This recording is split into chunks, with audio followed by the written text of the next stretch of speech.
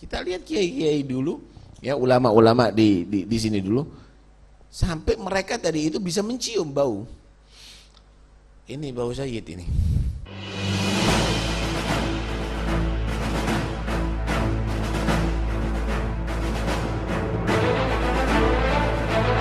Ada sebuah kisah menarik.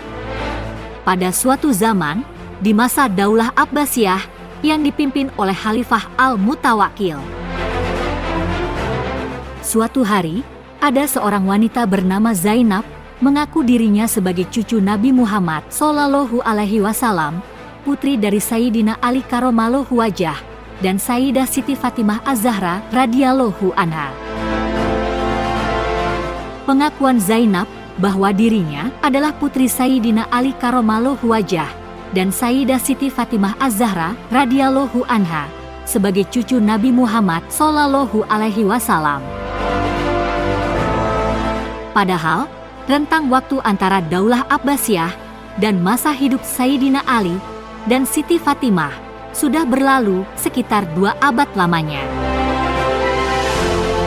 Pengakuan Zainab sebagai cucu Nabi, turunan langsung dari Sayyidina Ali dan Siti Fatimah ini, kemudian menjadi polemik di tengah-tengah masyarakat yang menyaksikan rentang waktu antara Daulah Abbasiyah pada masa Khalifah Al-Mutawakkil dengan Sayyidah Zainab dengan jarak yang sangat jauh. Akan tetapi, karena Zainab seorang wanita yang berpengaruh di masa itu, dan ia memiliki banyak pengikut, serta piawai dalam mengeksploitasi harta para pengikutnya, maka Khalifah Al-Mutawakkil mengeluarkan perintah untuk mengundangnya menghadap ke istana sang khalifah. Setelah di istana raja, Khalifah Al-Mutawakkil bertanya, "Wahai Zainab, kau ini seorang gadis, dan Rasulullah telah wafat sejak ratusan tahun yang lalu. Bagaimana mungkin kau ini putri Sayyidina Ali dan Siti Fatimah?" Lalu Zainab menjawab, "Sesungguhnya Rasulullah Shallallahu Alaihi Wasallam mengusap kepalaku dan berdoa kepada Allah untuk mengembalikan masa mudaku setiap 40 tahun sekali." Di saat itu, semua kaum kerabat Nabi Muhammad Shallallahu Alaihi Wasallam menyatakan bahwasanya Sayyidah Zainab itu telah lama wafat.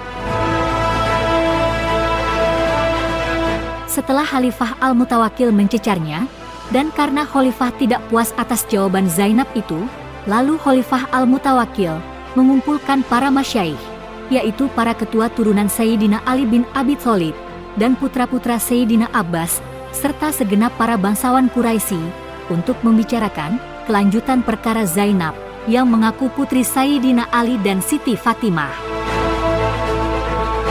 Akan tetapi, di depan Khalifah, Zainab tetap bersikukuh dengan pengakuannya. Dengan alasan tahayul bahwa Nabi Muhammad Shallallahu Alaihi Wasallam telah mengusap kepalanya dan didoakan agar Allah mengembalikan masa mudanya setiap 40 tahun sekali. Akhirnya, sang khalifah pun bersama para cucu Nabi bermusyawarah, lalu mereka menawarkan solusi untuk mendatangkan Sayyid Ali bin Muhammad bin Ali bin Musa bin Ja'far bin Muhammad bin Ali bin Husain bin Ali bin Abi Thalib. Sayyid Ali bin Muhammad ini memiliki gelar Al-Hadi. Beliau meriwayatkan bahwasanya Sayyidah Zainab yang asli telah wafat, tanggal, tahun dan harinya semua beliau sebutkan. Namun, Khalifah Mutawakkil merasa bahwa jawaban ini dipandang tidak akan mampu mematahkan argumentasi Zainab yang didukung banyak pengikutnya. Menyikapi hal itu, Sayyidina Ali Al-Hadi berkata, "Sesungguhnya jika dia benar putri Fatimah Az-Zahra radhiyallahu anha, maka mari kita buktikan. Sesungguhnya jasad anak-anak Fatimah tidak akan dimangsa oleh hewan buas apapun. Maka masukkanlah dia ke dalam kandang bersama hewan buas dan disaksikan oleh banyak orang." Lalu, sang khalifah pun mempersiapkan semua yang dibutuhkan. Kala itu, Zainab pun merasa ketakutan dan berteriak sambil berkata, "Tidak, ini adalah tipu daya dia untuk membunuhku. Lalu Zainab berkata, "Wahai Al-Hadi, kenapa tidak kamu dulu saja yang melakukan itu?" Kemudian Sayyid Ali Al-Hadi dengan tenangnya berkata, "Ya, aku berani. Aku duluan yang akan masuk ke kandang bersama hewan buas itu." Beberapa saat kemudian, Sayyid Ali Al-Hadi dimasukkan ke dalam kandang yang di dalamnya berisi 6 ekor singa. Kemudian berlahan-lahan, 6 ekor singa di dalam kandang itu mendekati Sayyid Ali satu persatu. Dengan lembut, tangan Sayyid Ali Al-Hadi membelai kepala singa yang mendekatinya. Binatang-binatang buas itu di hadapan Sayyid Ali Al-Hadi menjadi jinak dan penurut. Begitu melihat Sayyid Ali Al-Hadi keluar dari kandang dengan selamat, yang dilihat oleh Zainab dengan mata kepalanya sendiri, lalu Zainab pun terdiam dan tak mampu berkata apapun kepada Khalifah.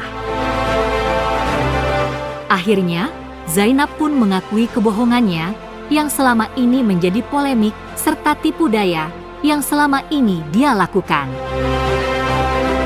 Masyarakat yang mengetahui hal ini menjulukinya dengan sebutan Zainab Al-Kadzabah, Zainab sang pembohong besar. Dari kasus di atas adalah contoh yang dapat kita ambil untuk mengakhiri polemik yang terjadi saat ini.